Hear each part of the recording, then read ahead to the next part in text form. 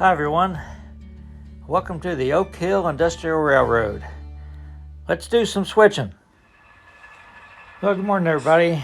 Let's go head back to Oak Hill and the OHI Railroad. This is take 2 of recording. It's just too breezy outside, even with the wind chimes with the rubber band around them. Just too much wind noise.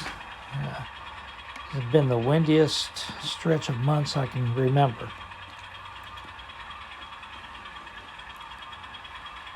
So first thing we're going to do is pick up the 2 cars from Cedar Heights Clay. The LN boxcar and the locomotive were parked on this side of Route 93 because the train was too long. We couldn't park it all on the passing siding, so we split the train.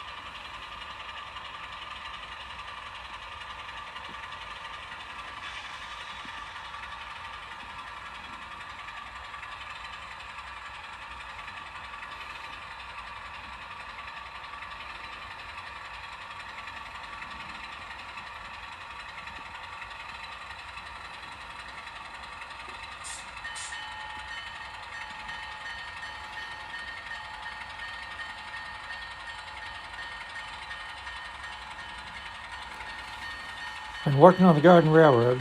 I've replaced the liner on the waterfall.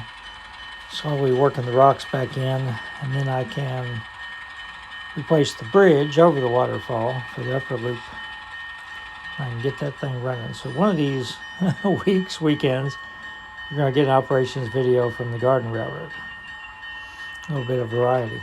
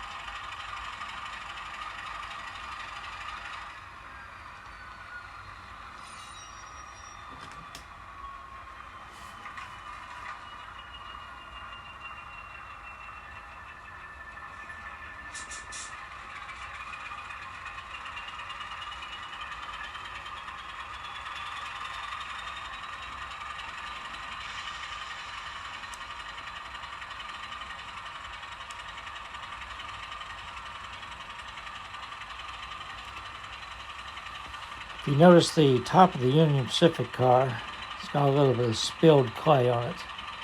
I know I told you guys that I really like that YouTube channel, Sue the Milwaukee Road, that actually just ended his production, but that was something I got from him because he models grain elevators. And I've seen a lot of covered hoppers that have spilled material on top of them. Sometimes it's even growing grass or corn or whatever, wheat. And so I thought, well, I'm going to weather some of my covered hoppers so they have clay on top of them. That's the first one I've done right now. I'm not going to do them all, but you'll see a few of them show up now and then.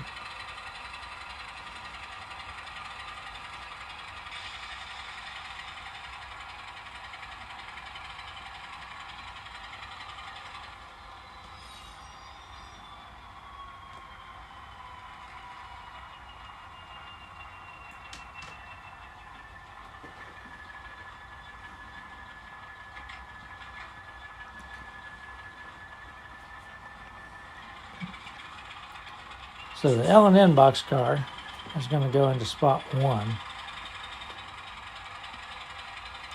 According to JMRI, the Providence and Worcester car is supposed to go into spot 2, but I'm going to put it in spot 3, and I'll explain why when we get closer.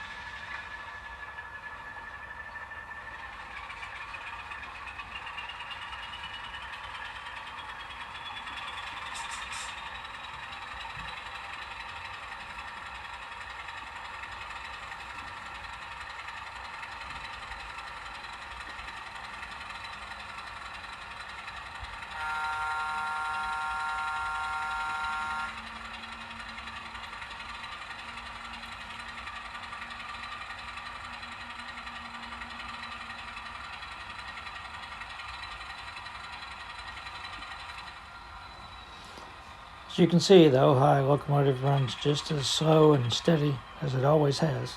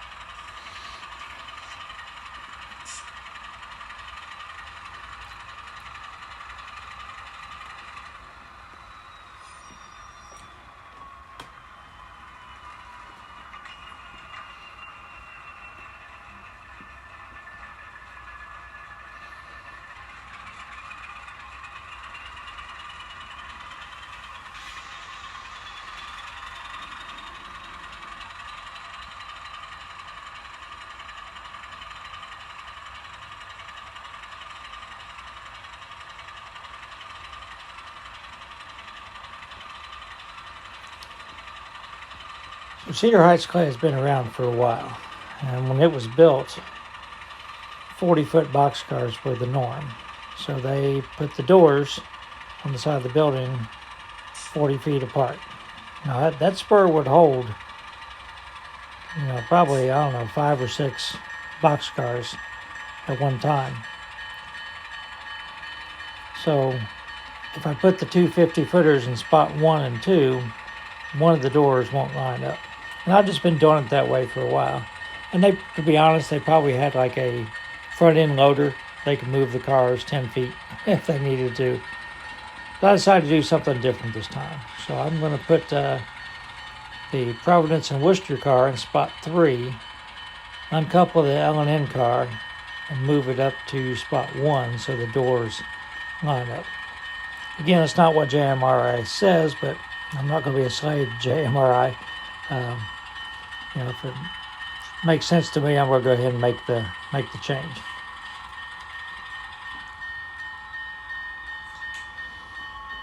So I took the uncoupling out. That awning is removable. It's held on by a magnet. So I stopped the video, uncoupled the cars, put the awning back on.